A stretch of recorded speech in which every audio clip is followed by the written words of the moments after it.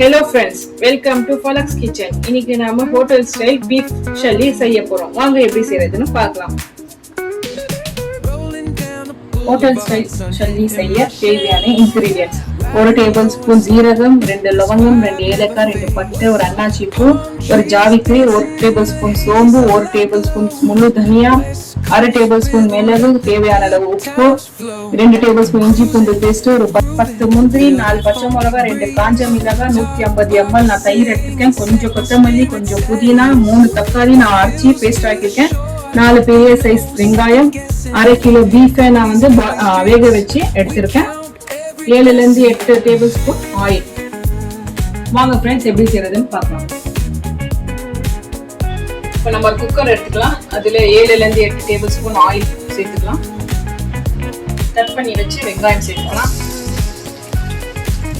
இப்போ உப்பு சேர்த்துக்கலாம். அப்போதான் வெங்காயம் சீக்கிரமா வதக்கும். நல்லா ப்ரௌன் கலர்ல நம்ம வதக்கிக்கணும். வெங்காயம் வதக்குற வரைக்கும் நம்ம மசாலாவை ரெடி பண்ணிக்கலாம். ஒரு மிக்ஸி ஜார் எடுத்துக்கலாம். அதுக்கு அரைக்க தேவையான இன்கிரிடியன்ட்ஸ் இதுல சேர்த்துக்கலாம். சோம்பு, சீரகம், மிளகு, தனியா, 2 காஞ்ச மிளகாய், முந்திரி, பச்சை மிளகாய், கொஞ்சம் புதினா, கொஞ்சம் கொத்தமல்லி, இது கூட கொஞ்சம் தண்ணி சேர்த்து நம்ம ஃபைன் பேஸ்ட்டை அரைச்சிக்கலாம். இந்த மாதிரி ஃபைன் பேஸ்ட்டை அரைச்சிக்கலாம். இப்போ நம்ம வெங்காயம் வதக்கியாச்சு. இதுல இஞ்சி பூண்டு பேஸ்ட் சேர்த்துக்கலாம்.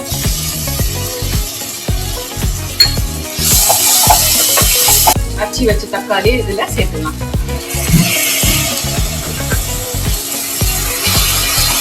வெங்காய தக்காளி பச்சை வாசனை போற அளவுக்கு நம்ம நல்லா வதக்கியாச்சு. இப்போ நம்ம வேக வச்ச பீஃப் இதுல சேர்த்துக்கலாம்.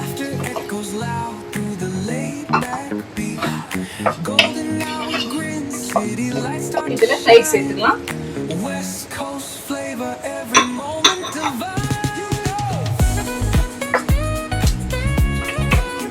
இப்போ அரைச்சி வச்ச ஃபைன் பேஸ்ட் இதுல சேர்த்துக்கலாம்.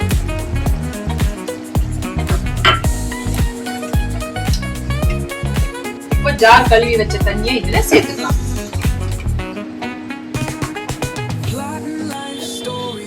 இப்போ கொஞ்சம் லைட்டா புதினா, கொஞ்சம் கொத்தமல்லி ஆட் பண்ணிக்கலாம்.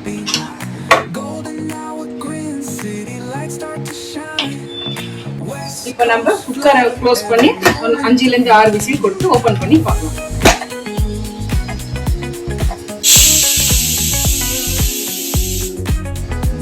6 விசில் கொடுத்தாச்சு. இப்போ நம்ம ஓபன் பண்ணி பார்க்கலாம்.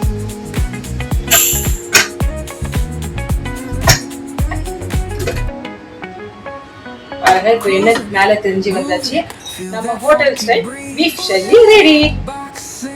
சூடான சுவையான ஹோட்டல் ஸ்டைல் பீஃப் ஷல்லி ரெடி. இது கூட இட்லி, தோசை, பரோட்டா, சப்பாத்தி கூட இது சேர்த்து சாப்பிட்டா வேற லெவலா இருக்கும். இந்த ரெசிபி நீங்களும் உங்க வீட்டுல செஞ்சு பார்த்து எப்படி இருக்குன்னு சொல்லி கமெண்ட் பண்ணுங்க, லைக் பண்ணுங்க, ஷேர் பண்ணுங்க, மறக்காம சப்ஸ்கிரைப் பண்ணுங்க. ஓகே ஃப்ரெண்ட்ஸ், பாய்.